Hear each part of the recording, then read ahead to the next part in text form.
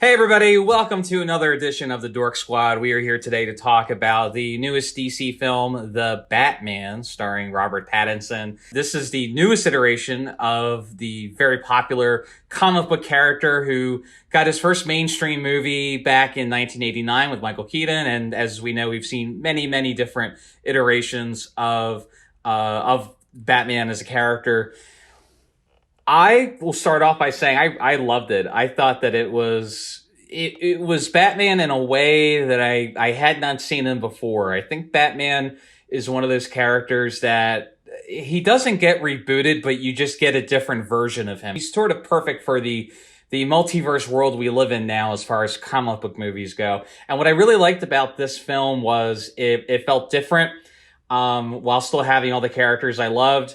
And it was the first Batman movie that I can recall that felt like an actual detective story. It was the first one to be set on Halloween. Yeah, that's right. And I agree with you, Chris. Like, Batman's supposed to be the world's greatest detective. You don't have to show me. I found it. I'm the world's greatest detective. So why not have him do actual detective work? You got a little bit of that in the other ones, but not to this extent.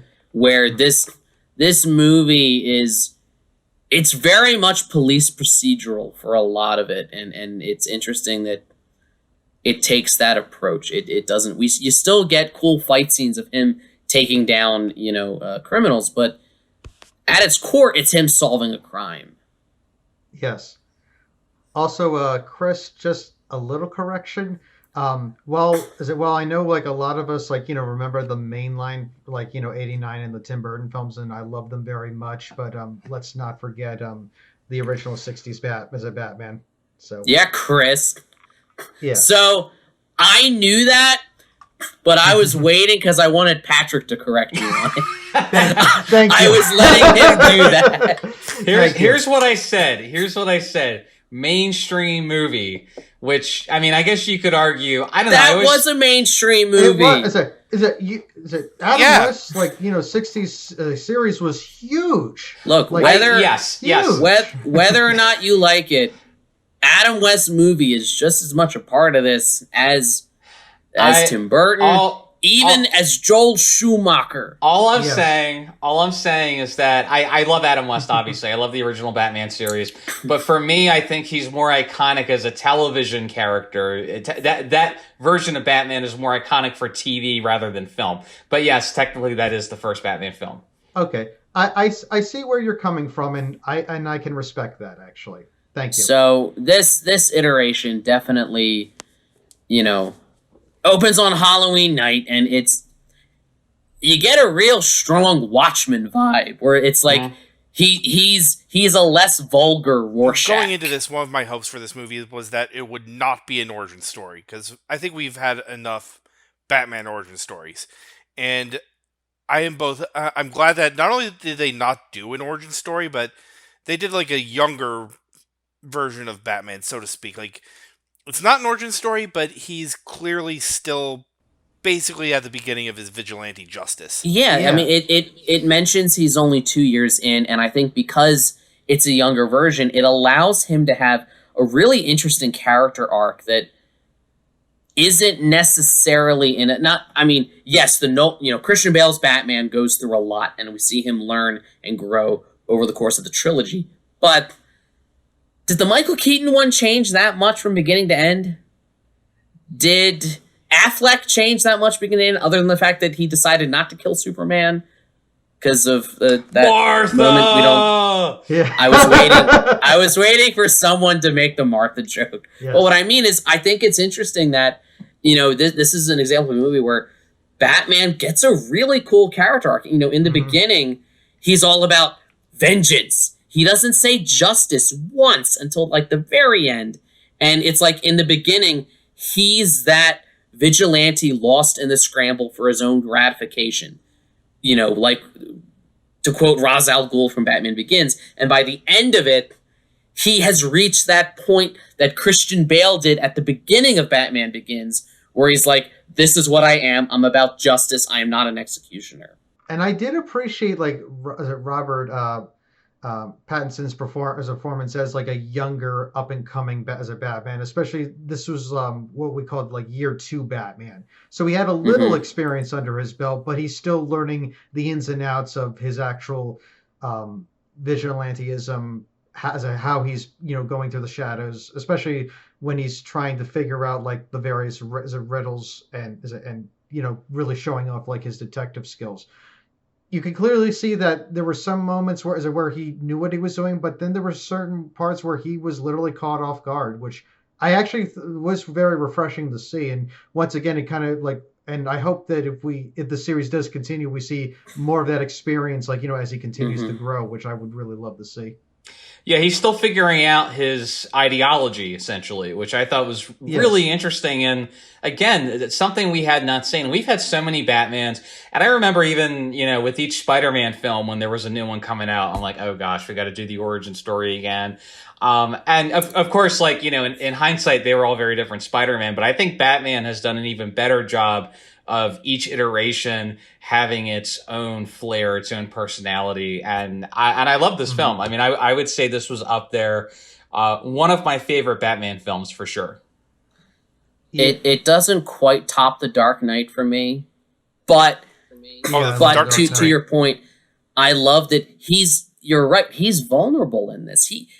He gets knocked unconscious and simply by the grace and protection of Jim Gordon doesn't get exposed to the police. Yeah, you're right. How many of whom wanted to know who he was because they were in league with Carmine Falcone. The other hope I had for this movie going in was no Joker at all, and the movie So almost had no Joker. how'd you feel about that? We were this close to perfection. This much. Yeah, like I'm satisfied because technically, yes, the Joker is in the movie, but it is so minimal, and I just felt like, don't get me wrong, I love the dynamic between Batman and the Joker, but we've had Jack Nicholson, Mark Hamill voicing him, obviously, Yep. Heath Ledger, Jared. He's just been done so much, so it's nice to finally get some. Yes. Yes, absolutely. Hey, here's what I'll say to that. And But yeah, absolutely. I'm glad they did what they did. Like, I'm glad this exists as a standalone. There was a small part of me that when it was clear it was the Joker in prison talking to the Riddler, part of me was really hoping to see Joaquin Phoenix just kind of pop up. I was hoping for that too, actually. It would have been cool to connect them, but I don't know. I don't know. Does that moment ruin it? Like, does that moment turn this movie from a cool, gritty, standalone detective story a little bit into Amazing Spider-Man 2, where it's like, oh, look at all the villain stuff in the background. Yeah, like setting it up for the next thing. Yeah, I see your point. That's the only, like, that made me cringe just a little bit. It is slightly distracting because, like I said, I just like Batman has such a colorful rogues gallery that I kind of want to see other villains, and this movie definitely gets a point in my book because it has, objectively for me, the best Batman villain in the Penguin. Yeah. And you know what's really interesting is this is the first Batman movie. I'm gonna go back. I'm gonna redeem myself with the 60s Batman. This is the first Batman movie to feature the Joker, Catwoman, the Riddler, and the Penguin all in one movie, which I thought was really intriguing. You're right. Did you just well say done. Well done. this was the first one that did that? Because literally, they're all in the 66 movie. Okay, let me rephrase. This is the first. You just did the exact opposite thing you said you were gonna do. Let me rephrase. This is the first Batman movie since the 60s movie that features the Joker, the Penguin, Catwoman, and the Riddler all together. Although, they're not obviously teaming up this time. But I thought that was kind of interesting. And we've had... Catwoman's not even a villain here. Yeah, I mean, she's an anti-hero, I would say, in this. I'm not super familiar with Catwoman, but I was always under the impression that she was kind of a love interest / anti-hero in general for her characterization. So yeah, like with every iteration I've seen of Catwoman, I do definitely feel that way. Like especially like Batman Returns was, I think, the most unique dynamic of Batman and Catwoman, in particular, because of just how much she hated Batman, but at the same time, though, she also really loved Bruce Wayne. And it wasn't until that realization that, when she figures out who Batman was, like, while they're like dancing at Mac Trick's ball, I'm like, wow, like that's such a powerful scene. And you could definitely feel that kind of like power struggle between the two in the new Batman film, is it with it? And I really, I thought that was very intriguing, especially like the more of the angle of her being like orphaned and having to like survive on the streets, very akin to the comics, which I really did appreciate, and I liked seeing that unfold like more. And of course, like when she's like saying like all all of the rich people of Gotham, like and of course it's like Batman just hearing it, it's like, well, technically I'm part of that too. Just like, it's just, yeah, but it was just like very interesting, like that dynamic, and just seeing like it all play out was really cool. They had great chemistry, and I thought Zoe Kravitz, as much as I love the Nolan trilogy, I actually thought Zoe Kravitz was a better Catwoman than Anne Hathaway. Yeah, I would say I would put her up there with Michelle Pfeiffer. Also, fun fact, her stepdad is Aquaman. Her stepdad is Jason Momoa. Really? Oh, wow. Huh. Yeah. He married her mom. It's interesting. In the last 2 months, we've seen a few movies that have had a lot of villains, that kind of traditionally we've looked kind of down at comic book films that have too many villains. That was sort of the downfall. One of the downfalls of Spider-Man 3 and The Amazing Spider-Man 2 was too many villains. I think this worked really well because I would say with the exception of the Joker, I kind of agree with you. It was cool to see him, but it did kind of feel a bit tacked on. But the Penguin and the Riddler and Catwoman, I guess she is a handy hero, but you weren't always sure what side she was on. And Carmine. Let's not forget John Turturro's amazing, creepiest Carmine Falcone. I love Tom Wilkinson in the role in Batman Begins. John Turturro played it creepier, where you could actually believe this guy would go from like a pleasant family dinner or a pleasant baptism at a church while his men are murdering you in the streets. Yeah, I could believe that too.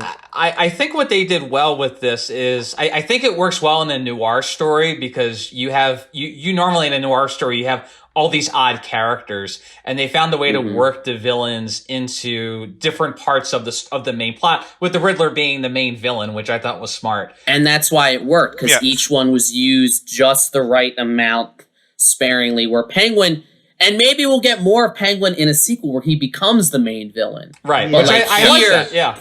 He's a henchman. And I remember reading Colin Farrell kind of loosely based his Penguin off of Frito from The Godfather, which once you hear that, it makes perfect sense. Oh, I completely hear it, yeah. The thing I've always liked about the Penguin, and keep in mind, my experience with the Penguin is primarily through the animated series from the 90s. I like it when Batman and the Penguin kind of leave each other be, but Batman uses him as an informant. But you also know that the Penguin is very much capable of fighting, and we kind of got that in the movie, especially with that car chase scene. Yeah, it's true. Can we talk about the Batmobile? Yes. I have thoughts. So please, you take it away. So in a weird way, and I know, so the Nolan movies, yes, are the most grounded. But in a weird way, this one seemed more realistic in that there's no way. How would the Batmobile even get built? Who would build that? Is Bruce Wayne building that himself? Does he have the parts? Is he a mechanic? Is he at some point you need some sort of factory to design this stuff. And then that lets people know who you are. Eventually people would trace it back. Oh, yeah, look at that. Remember in Dark Knight when the accountant, Mr. Reese, is Lucius Fox. Oh, yeah, That's your design. So the fact that his car is just kind of like a jacked up, pimp my ride sports car kind of makes sense for anonymity's sake. Yeah. And the fact that, he's a ninja, but he's not like superhuman almost, also kind of makes sense. Right, exactly. Yeah. I kind of like when he lands flat on his face. Like it works for Batman Year 2. I'm like, he hasn't figured everything out yet. That was a pretty intense moment. I'm like, ooh, like He's We still all at felt the that. he's still at the beginning. He has to earn his way up to the Ben Affleck warehouse fight in Batman v Superman. That's actually kind of something else I liked. The fact that, like, Batman is not graceful in this movie. Like, he's basically tanking bullet hits to take down enemies. Basically, you can tell that he has experience, but he's not there yet. Yeah, like he's not polished his craft of fighting. Like it's very guerrilla hand to hand, like as a slugfest. And at times, like you can tell, like he's a little sloppy in certain moments, but then other times he's a little more polished in others. Especially like near the very end with the Civic Center fight, as like at the as a climax. Like there are moments where it's like you could tell like when he was really thinking, but also times when he knew that he was outnumbered, but he was still trying to give it his all.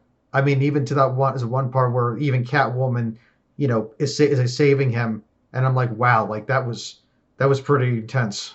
Yeah, nor has he polished his Bruce Wayne persona yet, because he's kind of a recluse. Like you look at like Christian Bale's Bruce Wayne played the role of the billionaire playboy. He's very aloof. He's very and you can almost tell he's having fun with it. Mm-hmm. Even Ben Affleck, you can tell he's used to playing that part in public. Yeah. Like when, he's trying to infiltrate Lex Luthor's house and he goes, "Oh, sorry, he's pretending like he's drunk. Oh, where's the bathroom?" Right. This Bruce Wayne, he's not quite. I mean, if you didn't know he was already Batman, you'd be like, "Hey, who do you think Batman is?" I don't know. How about that weird, creepy billionaire guy that goes to funerals and gives this look? Yeah. you know what? Who does that? Right. Well, also don't forget about Michael Keaton's performance too, who was also phenomenal as he was as billionaire Bruce Wayne. Actually, that was what really attracted him to the role. Was like more of that characterization of the duality between Bruce Wayne and Batman. Exactly. And I just think that this version needs to hone that in. He needs to be the type of person who doesn't. I mean, if I were the cops, I'd be like, yeah, I'm pretty sure Bruce Wayne's our serial killer. Just look at the guy. Yeah. Come on. Yeah. And I mean, he's kind of a brat to Alfred. I wanted to smack him. Like, dude, don't talk to Alfred like that. Right. That's Andy Serkis. He's a legend. That's Gollum. You don't talk. He directed Venom 2. You don't talk to him like that. That's right. He did do that. One of a couple of the very minor things I didn't like about this movie were, one, kind of going off what you said, Dave. We didn't see it. I would have liked to have seen more of Bruce Wayne himself. Like, I know at the beginning they mentioned like some investors were coming over, and we never got to see much of that.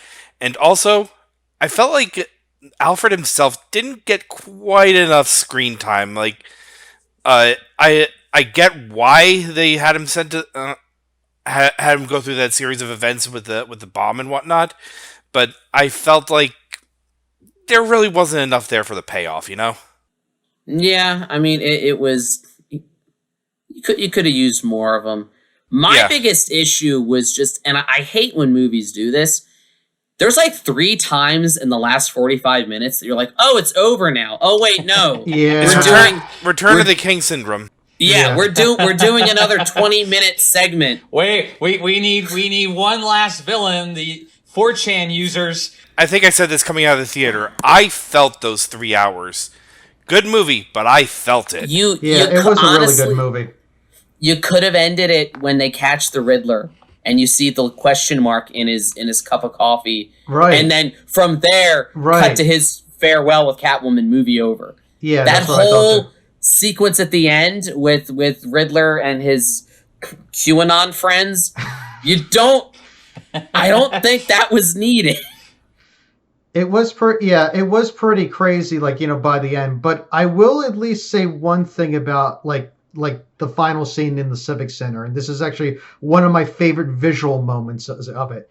When you see like Pattinson's Batman, like as like dropping down, lighting the flare, and then like finding like the people in the civilians in the wreckage, and just seeing like the mayor's like son, like like the orphan son, like and he's helping him and everyone else out. It was just, and that above aerial shot of Batman just like shepherding. It's just a really well done scene. Yes. The way he's just shepherding them out from the darkness into the light, and I'm like, that's Batman. That's Batman right there, 100%. That was so beautifully done, and I can't praise Matt Reeves enough for that one. So that's why that sequence was there. Yeah, I think it was just the reward, the payoff of that. Yeah. Well, we need that to complete Batman's arc. That's the moment where he realizes, I need to be justice and not vengeance. And we see, because I wasn't quite sure what was happening when he jumps off. I'm like, let's see. I'm like, oh, okay. I kind of see how this is coming together. Right. So yeah, it was a little long, but what I also like about the ending is that like Gotham is not really in great shape when we end the movie. Oh God, no. We see that there's even a lot worse. There's work to be done. There's some really permanent damage going on here. And you know what? Speaking as, an HR professional, it's a lot of recruiting and hiring they need to do at City Hall. They gotta fill all these positions. Yeah. Yeah, I'm not gonna lie. I definitely got like flashbacks of No Man's Land from the comics, like because Gotham like goes through like a lot, like in addition to not only flooding but also earthquakes, as it is on a fault line. And even like, and it was funny even when Catwoman's mentioning like, maybe I'll just like go off the Bloodhaven. I'm like, so you're going from one bad place to a worse place, okay? Gotham's pretty. You can just imagine. Oh, so you're here to interview for a police commissioner? Yeah. What? Tell me why is the job available? No reason. He retired and went to Florida. That's what happened. How about that theme though, huh? Oh yeah. The score? Dun dun dun dun dun dun dun. So I actually, because I'm crazy, I listened to the Danny Elfman one, the Dark Knight one, and then this one. I listened to all three of those themes over and over again for like the last 2 days. Nice. It does definitely. I think it fits the movie very, very well. Mm-hmm. It's haunting. Mm-hmm. That piano riff. Oh yeah. There's no bad Batman themes. Like even Batman Forever and Batman and Robin. It's still a very memorable song. Yeah, I'd say.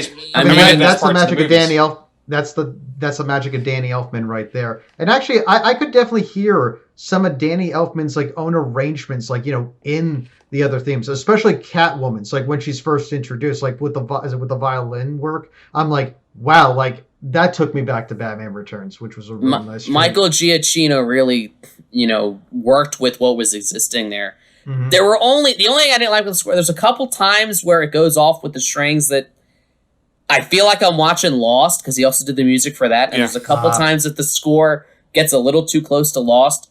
But that haunting piano riff at the beginning has been stuck in my head ever since I saw it. And it, you feel the intensity when it plays like, oh, Batman's coming. Yeah. I think Michael Giacchino is my favorite composer working today. And this is just another notch in his belt. Yeah, it was. He did fantastic work. I think everything was on par with it. I even like the way, in keeping with the theme, it's even shot differently than other Batman movies. Yeah. It's a lot more close-ups. It's a lot more subjective type filmmaking, as opposed to like the wide master shots that Nolan would like, look at all the cool practical stunts we're doing. It's more close-up and intense that kind of, it fits the theme of just like drawing you into this dark film noir place, this Gotham City that is both surreal, but sadly feels like it could be some real life cities. Yeah, Gotham itself becomes a character, like which is very important because, since this is very much a film noir, as a more styled movie, like you can definitely feel that, like with the dark alleyways, the nightclub with the Iceberg Lounge, and especially even the Riddler's hideout. Like, you could definitely feel like the grittiness. I think this is just going back to what we were talking about earlier, in that Batman is supposed to be the world's greatest detective, and I think that's in service to this. Like both how it's shot and the fact that it's set up like a police procedural, and even the villain, the Riddler. Like, yeah, like I said, he's supposed to be the world's greatest detective. Set him up with someone who's leaving him in clues, and he has to figure out. Set him up with the Zodiac Unabomber Riddler. Zodiac, Jigsaw. Yeah, he's all of the above. Yeah. I just gotta say, Paul Dano. Yeah. I first saw him in Little Miss Sunshine, where I knew he had this intensity. Like in that movie, he's like an angsty teen, but he had this intensity to him. And then if you've ever seen, I highly recommend it, There Will Be Blood. Just the whole feud between him and Daniel Day-Lewis is amazing. Yeah. And based on those movies, when I found out he was playing the Riddler, I'm like, he's going to be awesome at it. He was awesome. A very different take on the Riddler that we're used to, but he was pretty terrifying. And when you figure, the thing about Batman villains is that for the most part, they don't have any superpowers. Like, they don't really have like a super strength or anything, but I think that their minds are terrifying. And just how they behave is terrifying, and it works really well here. Well, I mean, there are some, like, some of Batman's rogues gallery, like, that are, above average strong, like Killer Croc, or you have some, or you have, like, say, like the Mad Hatter, and the way he can, like, mentally manipulate people just by using, like, various forms of hypnosis. But I have to say, like, overall, Paul Dano was very impressive as the Riddler, and you're right, very different take. And I wasn't sure, like, in the beginning, like, if I was going to like his performance, but once I realized, like, like the kind of role that he was going into, and the more, if anything, I was, like, captivated on the edge of my seat right up to the very end, when he really was with that one last reveal of what he was really going to do and what his real plan was, especially with all the different vans with the bombs, like, which was going to flood the city. I'm like, wow, that was crazy. And then when he just goes into Ave Maria, I'm like, wow, like this is just intense. Is it weird that I want a full length version of him singing that song on the soundtrack? Not at all. Not at all. I want that so much. Yeah, I'm sure it'll happen. I think the thing about most Batman villains is that they're nuts. That's why they go to Arkham instead of jail. Like, it's also why I like the Penguin so much, because he's not nuts, and he's a proof positive that sanity has its advantages. But yeah, no, in this case, like, yeah, the Riddler is nuts, and he's very clear and very clearly plays well within this story. Well, that's why they've got Arkham for the crazy ones and Blackgate Prison for the not crazy ones. I want that on a shirt.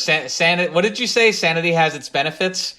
Sanity has its advantages. Nice. That's great. It's true. It is true. It is true. So, guys, final thoughts on the Batman. What do we think? I'd say very positive experience. Go see it. Go see it in theaters. We saw it in IMAX. It was very, very good. It was awesome. Yeah, it was awesome in IMAX. Yeah. Especially like the car chase scene was incredible. Yeah. Overall, I think it's very good, but also very long, and I can also see the tone not vibing with it with some people, but overall very positive. For me personally, I really enjoyed it as a fan of Batman. It was a very unique and different take, but also I really appreciated more the detective angle of it. And, the various themes it presented were very strong. The cinematography great, the soundtrack is excellent. But it also, like, at the very end, like, showed me, like, the kind of Batman who emerges a better and a stronger person, especially by the end, like I said, with that last cinematography shot of just him helping the people of Gotham, like, shepherding them from the darkness into the light, which, like, that to me makes me feel that I love Batman. That's why I love Batman so much, and it really showed that by the end. So definitely check it out. Great film overall. Definitely a thumbs up for me. It does not unseat The Dark Knight, as the greatest Batman movie ever made, but I would put it maybe in the top 3, including the other Nolan movies. Impressive. I think we can all agree Dark Knight Rises probably doesn't belong in the top 3. Yeah. If we're being honest. It doesn't matter if we're in the top 3. What matters is our plan. I want to see this Batman fight Bane now. Yeah. No Oblin Dark Knight Rises. That line from the Penguin still cracked me up. What I'll say is, I'm a huge Marvel fan. We're all Marvel fans here. But what speak for yourself. Well, I mean, I'll be honest myself, like, I'm a bigger fan of DC Comics versus Marvel, but at the same time, though, I mean, as you can, clearly see, this is what I grew up with myself. I love Batman the Animated Series and whatnot, but Marvel has also really showed me, like, their hand with their cinematic universe. And if anything, I gained an appreciation for them because of it. DC, they needed to take, I think they've made some stumblings, especially with, like, Man of Steel, which wasn't my personal favorite. I consider it, like, my least favorite Superman film. But I hope but like movies like the Batman at least show me that they're at least willing to still try to do something a little different, but still be able to stay true to the character. So I hope DC continues that route, being true to the characters. I do too, and I guess my point was that as much as I love Marvel Studios, this really gave me a new appreciation for DC movies, where I just how different it is from a Marvel movie, which I thought was really, really cool. All right, guys. So, hey, thanks for watching, everybody. Check us out at dorkdaily.com, patreon.com/dorkdaily if you want to see more footage from this podcast, as well as footage from our other podcasts, additional bonus content. Check it out. Please support us. Thanks for watching. Please smash that like button and subscribe. We'll see you next time.